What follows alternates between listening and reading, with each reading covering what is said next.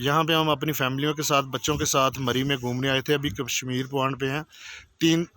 तकरीबन हमें ना 40 घंटे हो गए यहाँ पे रुके हुए। कल तकरीबन हम 10 बजे निकले थे, 10 बजे के फंसे हुए हैं। ना यहाँ से कोई गवर्नमेंट पूछ रही है, ना कोई वाम पूछ रही है। ये देखें, यहाँ पे हर तरफ जो है ना गाड़ियाँ रुकी हुई हैं, गाड़ियाँ बर्फ़ में डूबी हुई हैं।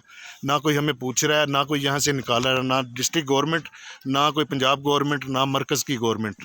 ये होटलों वाले भी यहाँ पे बदमाशियाँ कर रहे हैं, इतने पैसे ले रहे हैं कि जिसका अंदाज़ा कोई नहीं है। ना कोई रूम मिल रहा है, कोई 50,000 रुपये एक रूम का मांग रहा है, कोई 60,000 मांग रहा है, और ना वाशरूम मिल रहा है, ना यहाँ से खाना मिल रहा है। 4-5 दिन हो गए इधर फंसे हुए हैं मरी में, और इतना बुरा हाल है इधर का। ना कोई इंतजामिया इधर, ना कोई पुलिस वाला है। जिसको कहते हैं वो कहते हैं अपनी मदद आपके लिए जाना है। हम कल मुश्किल से पहुँचे हैं, बहुत ज़्यादा 3 घंटे हमें चलना पड़ा है। 3 घंटे के बाद हम अपनी मरी की मार रोड पे पहुँचे हैं और इतनी ज़लालत हुई है, सड़कें जैम हुई पड़ी हैं। इंतज़ामिया पता नहीं कहाँ पे है, सड़कों का बुरा हाल है, लाइट का कोई भी यहाँ पे प्रॉपर इंतज़ाम नहीं है, लोग यहाँ पे आगे जलील हो रहे हैं। किसी कमरे तक हमारा गुंजाइश नहीं था। बच्चे 14 बच्चे साथ था, तो बिल्कुल हमारा ज़िंदगी मौत का कश्मकश में था।